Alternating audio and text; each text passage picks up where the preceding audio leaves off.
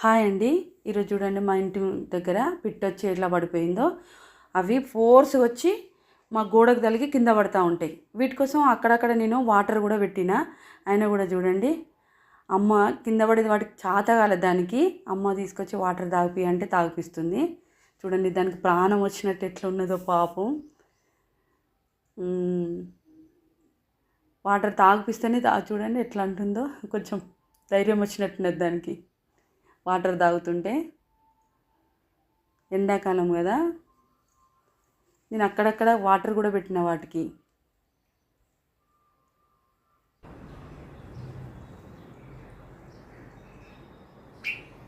అచ్చుకో, ఇక్కడ తాకిందా, ఇక్కడ తాకిందా, ఇక్కడ తాకిందా.